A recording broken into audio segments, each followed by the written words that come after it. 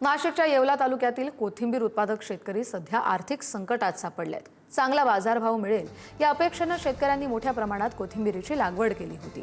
मात्र सध्या बाजारात कोथिंबीरीला केवळ 2 ते 3 रुपये प्रति जुडी असा कवडीमोल भाव मिळतोय। त्यामुळे शेतकऱ्यांचा उत्पादन खर्चही निघत नाहीये। मुसळधार पावसामुळे कोथिंबीरीच्या पिकाला मोठा फटका बसलाय।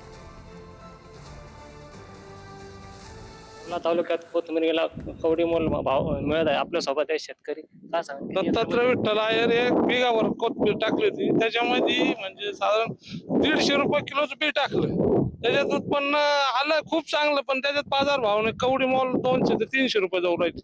खर्च सुद्धा पेटत नाही आमच्यावाला। याला काय पावसामुळं, आता पाऊस चालू झाला, जे पोषक वातावरण झालं, उत्पन्न खूप वाढून गेलंय, त्याला मार्केटच नाही कुठल्या गोष्टीला। महिला शेतकरी आहेत, काय सांगतात? आमचं म्हणणं आहे का आमच्या शेतकऱ्यांच्या पिकांना भाव येऊन द्यावे।